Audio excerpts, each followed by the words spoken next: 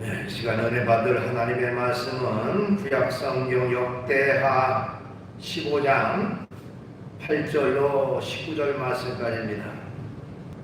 받들어 봉독을 하겠습니다. 아사가 이 말고 선지자 오데스의 예언을 듣고 마음을 강하게 하여 가증한 물건들을 유다와 베냐민 온 땅에서 없애고 또 에브라임 산지에서 빼앗은 성읍들에서도 없애고 또 여호와의 당실 앞에 있는 여호와의 제단을 재건하고 또 유다와 베냐민의 무리를 모으고 에브라임과 므낫세와 시몬 가운데서 나와서 저희 중에 머물러 사는 자들을 모았으니 이는 이스라엘 사람들이 아사의 하나님 여호와께서 그와 함께 하심을 보고 아사에게로 돌아오는 자가 많았음이더라.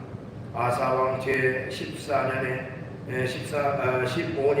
셋째 달에 그들이 예루살렘에 모이고 그날에 노력하여 온 물건 중에서 소 700마리와 양 7,000마리로 여호와께 제사를 지내고 또 마음을 다하고 목숨을 다하여 조상들의 하나님 여호와를 찾기로 언약하고 이스라엘 하나님 여호와를 찾지 아니하는 자는 대소 남녀를 막론하고 죽이는 것이 마땅하다 하고 우리가 큰 소리로 외치며 피리와 나팔을 불어 여호와께 맹세하며 온 유다가 이 맹세를 기뻐한지라. 우리가 마음을 다하여 맹세하고 뜻을 다하여 여호와를 찾았으므로 여호와께서도 그들을 만나 주시고 그들의 사방에 평안을 주셨더라. 아사 왕의 어머니 마아가가 아사야의 가증한 목상을 만들었으므로 아사가 그의 태우의 자리를 피하고 그의 우상을 찍고 빻아 기드론 시냇가에서 불살랐으니 산당은 이스라엘 중에서 지하지 아니하였으나 아사의 마음이 일평생 온전하였더라. 그가 또 그의 아버지가 구별한 물건과 자기가 구별한 물건 곧 은과 금과 그릇들을 하나님의 전에 드렸더니 이때부터 아사왕 제35년까지 다시는 전쟁이 없으니라. 아멘. 말씀을 19절까지 받들어 봉독을 했습니다. 오늘 주어진 본문 말씀 가지고 하나님이 주시는 평안, 이런 제목의 말씀으로 같이 은혜를 나누도록 하겠습니다.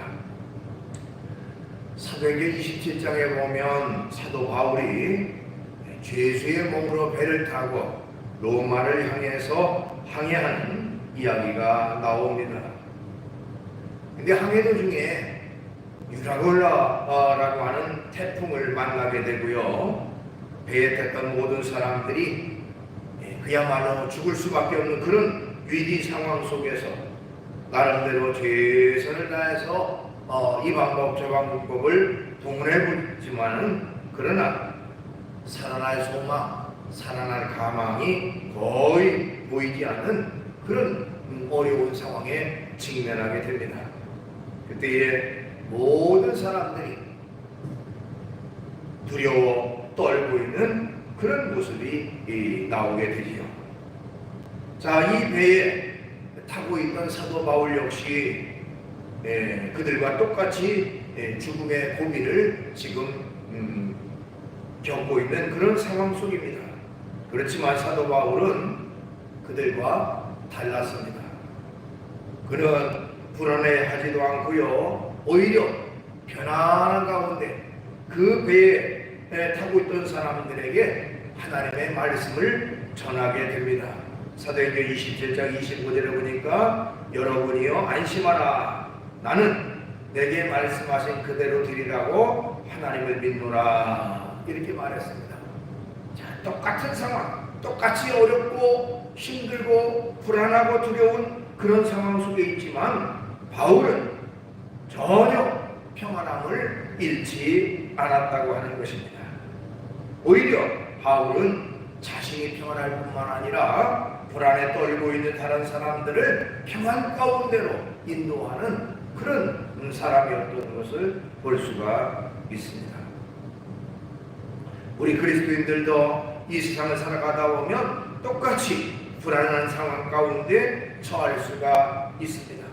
그러나 우리의 태도는 믿지 않는 사람들과의 태도에서 달라져야 하는 것입니다.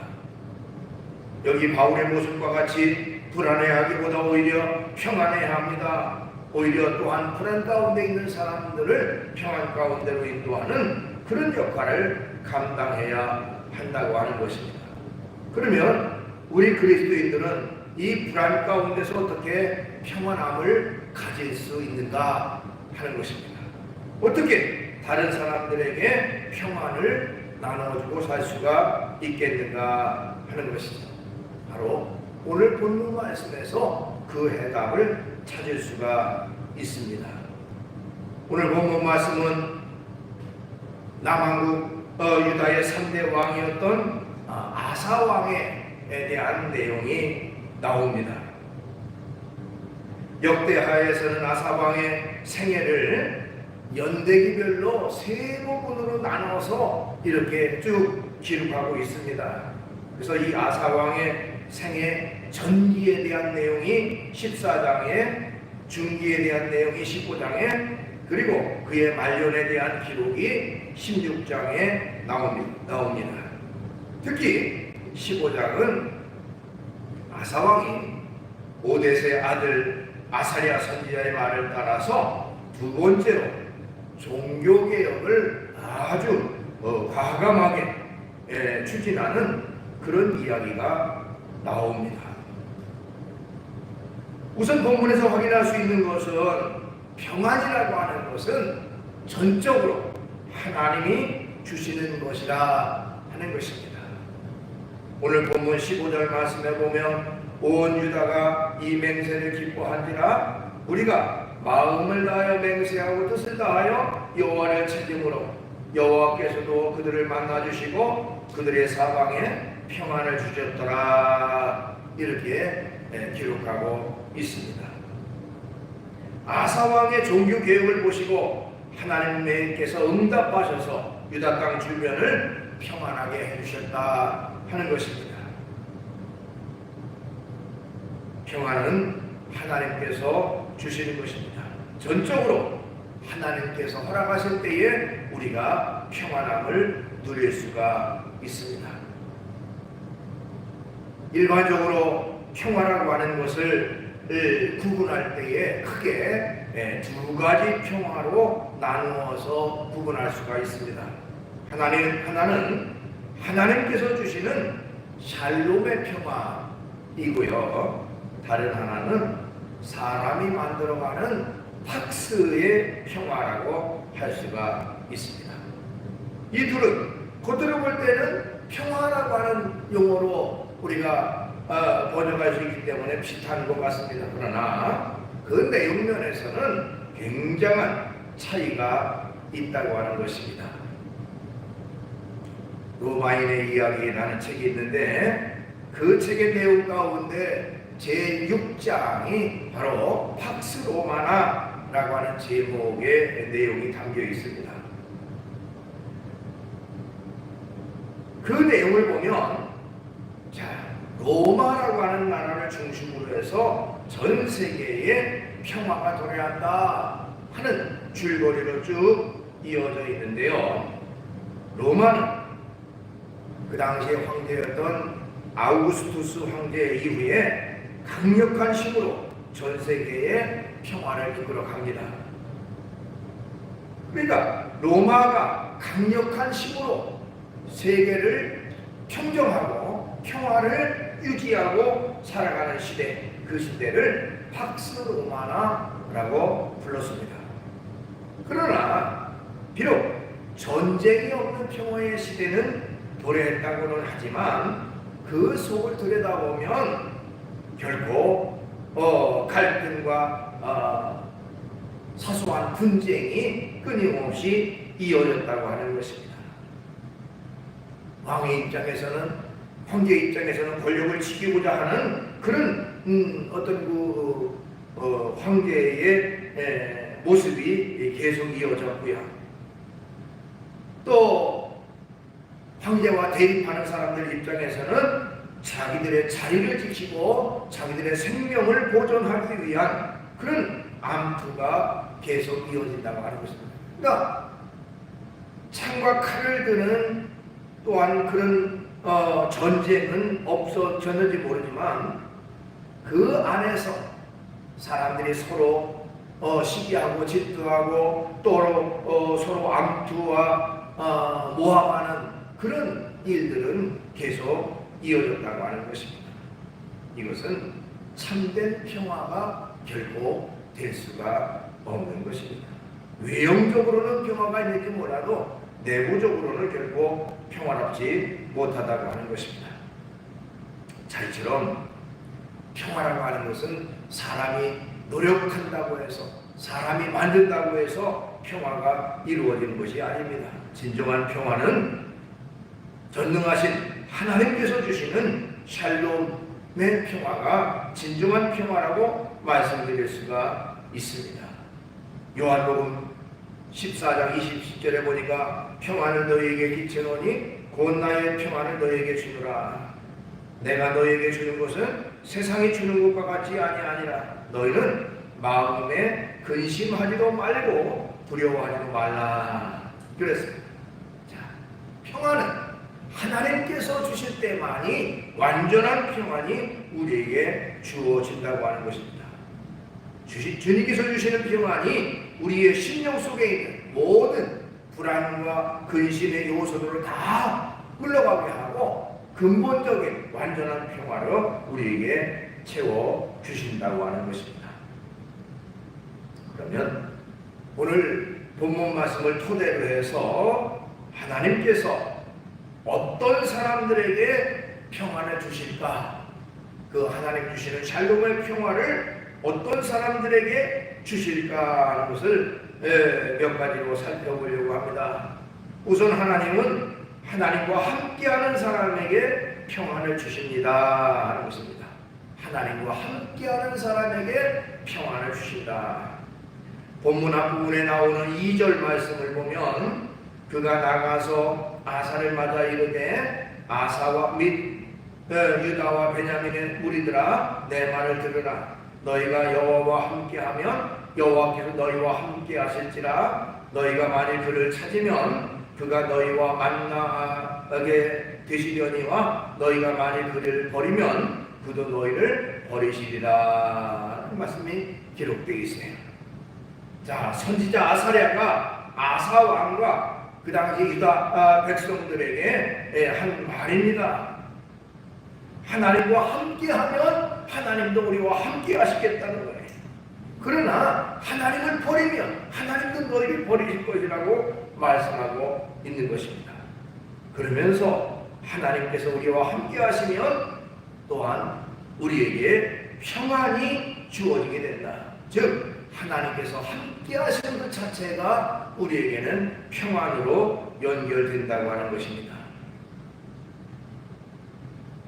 그렇기 때문에 언제든지 하나님과 함께하는 생활을 통해서 하나님 주시는 평안함을 누리는 그런 삶이 우리에게 있어야 되는 것입니다.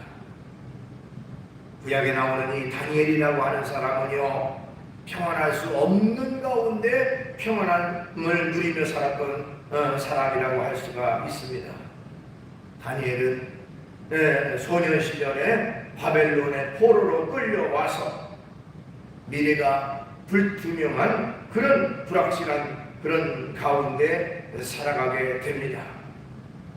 여러 차례 커다란 위기 가운데서도 하나님이 함께 하셔서 그를 승승장구 거기서 결국에는 종리에까지 이르는 그런 결과로 인도하셨지요.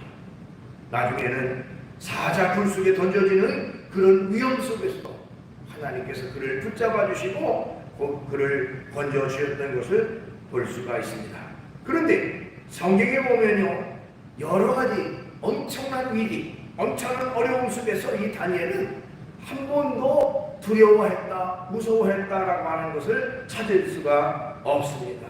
그는 결코 두려워하거나 불안해하지 아니하고 늘 평안했다고 하는 것입니다.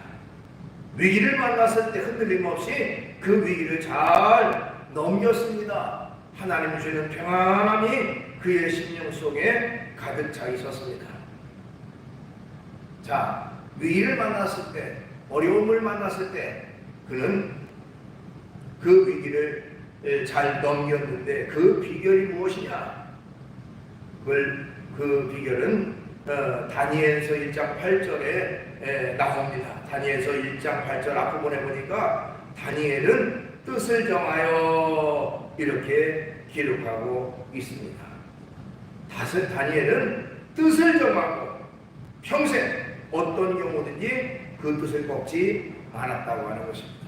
그 다음에 뜻을 정했다. 어떤 뜻? 철저히 하나님 편에 설 것이다 라고 하는 그 뜻을 정했다고 하는 것입니다. 그래서 우선은 다니엘은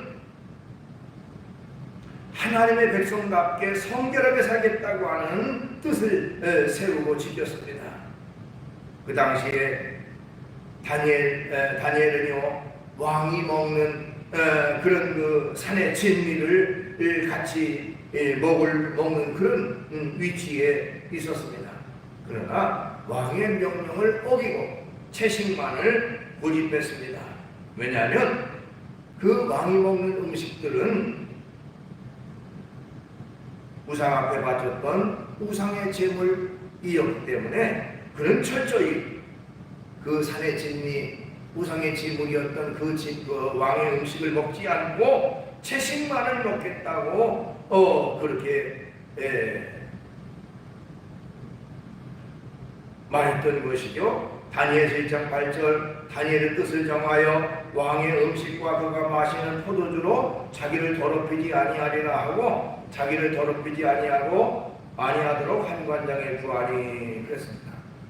그러니까 하나님 편에 서서 하나님 앞에 합당하지 않은 것은 나는 먹지 않겠습니다 하면서 왕의 음식을 거부하고 오히려 채식을 택하는 그런 사람이 됐다는 것이죠.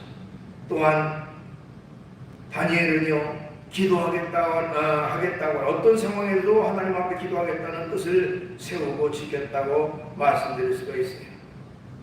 다니엘은 왕 외에 어떤 신이나 어떤 사람에게 절하거나 기도하며 사자굴에 던져지게 되는 그런 상황 속에서도 그는 자기의 뜻, 즉 하나님만을 철저히 섬기겠다고 하는 자기의 뜻을 실천하기 위해서 하루에 3번씩 무릎을 꿇고 하나님 앞에 기도했다고 했습니다. 다니엘서 6장 10절 다니엘이 이 조서에 왕의 도장이 찍힌 것을 알고도 자기 집에 돌아가서는 윗방에 올라가 예루살렘으로 향한 창문을 열고 전에 하던 대로 하루 3번씩 무릎을 꿇고 기도하며 그의 하나님께 감사하였더라 이렇게 기록하고 있습니다.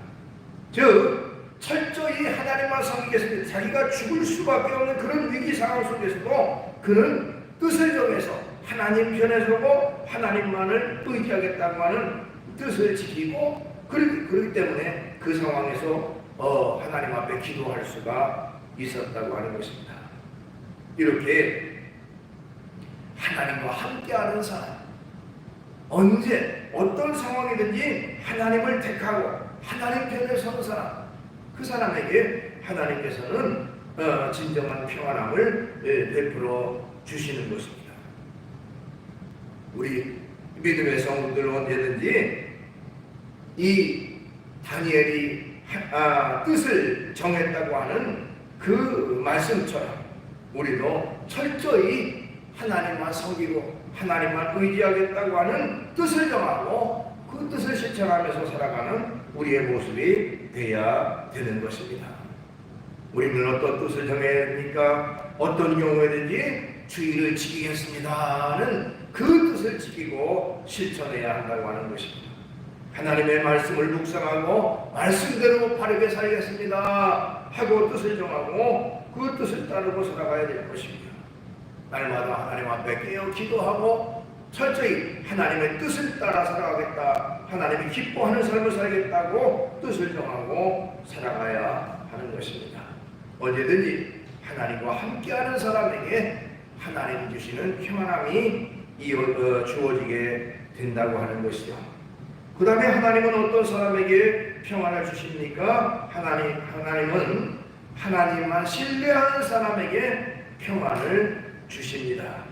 오늘 본문 앞부분 4절에 보니까 그들이 그 환난 때에 이스라엘 하나님 여호와께로 돌아가서 찾으매 그가 그들과 만나게 되셨나니, 이런 말이 나옵니다.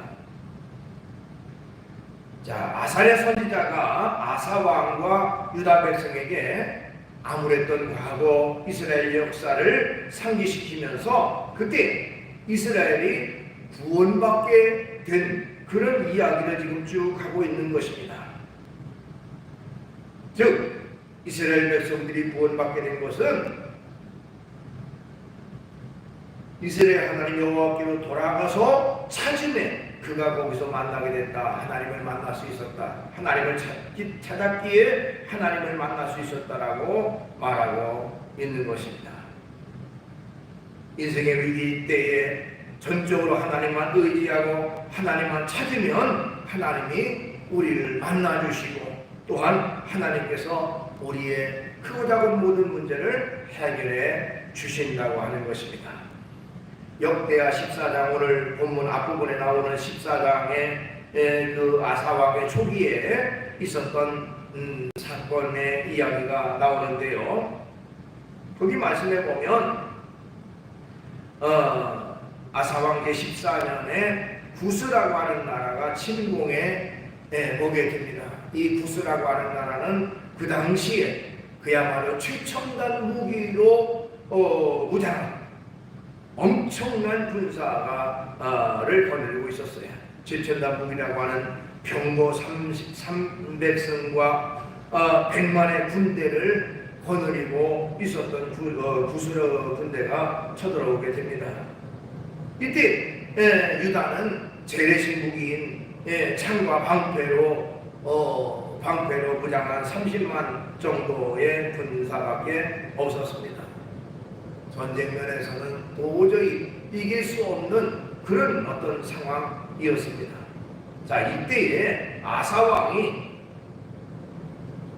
도와줄 이는 주님밖에 없다라는 걸 깨닫고 하나님 앞에 간절히 기도하는 내용이 나옵니다. 역대하 14장 11절에 보니까 아사가 그의 하나님 여호와께 부르짖어 이르되 여호와여, 힘이 강한 자와 약한 자 사이에는 주밖에 도와줄 이가 없사오니 우리 하나님 여호와여, 우리를 도우소서. 우리가 주를 의지하오며 주의 이름을 의탁하오고 이 많은 무리를 치러 왔나이다. 여호와여, 주는 우리의 하나님이시오니 원하건대 사람이 주를 이기지 못하게 하옵소서. 간절히 하나님 앞에 기도했습니다. 주님밖에 의지할 리 없습니다. 사람이 주를 의지하지 못하게 하소서. 죄악된 인간이 어떻게 감히 하나님을 믿는 백성들을 치러 옵니까? 하나님 보호해달라고 간절히 기도했습니다. 그때에 바로 이어서 그 기도가 끝나자마자 하나님이 응답의 역사를 이루셨는데 역대하 14장 12절에 보니까 여호와께서 구스 사람들을 아사와 유다 사람들 앞에서 치시니 구스 사람들이 도망하는지라, 이렇게 기록하고 있습니다. 하나님의 친히 역사하셔서 그 아사왕의 믿음대로 역사하셨는데 그 구스의 막강한 군사들을 다 물리치고 도망가게 하는 그런 결과를 이루어 주셨다고 하는 것입니다. 자, 이처럼 어떤 상황 속에서도 하나님만을 철저히 의지하는 그런 사람들에게 하나님께서 평안함을 주어지게 된다고 하는 것입니다. 그 다음에 하나님은요, 하나님을 기쁘게 하는 사람에게 평안을 주십니다. 오늘 본문 8절 말씀에 보면 아사 왕이 선지자 아사랴의 말을 듣고 마음을 강하게 먹었다고 했습니다. 8절 앞부분에 보니까 아사가 이 말고 선지자 오데스의 예언을 듣고 마음을 강하게 하여 그랬습니다. 여기 마음을 강하게 했다고 하는 것은 그 뒤에 행동을 통해서 그가 어떤 마음을 강하게 가졌는지를 알 수가 있는데, 그 뒤에 보면 아사 왕이 개혁을 단행하겠다고 하는 의지를 불태웠다는 것입니다. 하나님 앞에 바르지 못했던 그런 우상들을 다 뽑아버리고 깨쳐버리고 철저히 하나님 앞에 바로 선 그런 어떤 그 삶을 살겠다고 하는 개혁을 단행하겠다고 하는 그런 내용이 바로 너의 마음을 강하게 했다고 하는 그 의미 속에 포함되어 있는 것입니다. 그래서 실제로 철저히 그 우상들을 타파하게 되는데 거기 8절 말씀을 다시 한번 보면 아사가 이 말고 선지자 오뎃의 예언을 듣고 마음을 강하게 하여 가증한 물건들을 유다와 베냐민 온 땅에서 없애고 또 에브라임 산지에서 빼앗은 성에서도 없애고 그랬습니다. 자, 여러 가지 이 우상 숭배의 가증한 것들을 다 없앴다고 하는 것이고요. 그 과정 속에서 심지어 어떤 일까지 있었느냐면 그 내용이 16절 이하에 기록되어 있는데, 자, 아사왕은 자기 어머니 마아가라고 하는 그런 여인이 아세라 목상을 만들었다는 이유로 그 어머니의 위치, 즉 태우의 자리에서 피하기까지 했다고 하는 것입니다. 16절에 보니까 아사왕의 어머니 마아가가 아사레의 가증한 목상을 만들었으므로 아사가 그의 태우의 자리를 폐하고 그의 우상을 찍고 기드론 시내가에서 불살랐으니 그랬습니다. 그러니까 철저히 이 종교개혁, 즉 하나님 앞에 바로 서겠다고 하는 이런 개혁을 이루는 데 있어서 그의 어머니까지도 예외일 수 없이 단호하게 개혁을 이루어서 하나님의 뜻을 이루었다고 하는 것이다. 뿐만 아니라 8절 말씀에 보면 성전을 재건했다고 했습니다.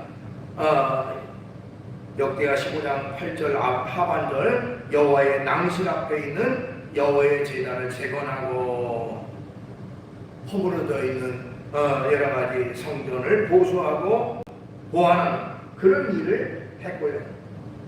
또 18절 말씀에 보면 자기 부친이 하나님께 드리기로 구별해놓은 물건들, 또 자기가 준비한 물건들을 성별해서 하나님의 전에 그것을 바쳤습니다.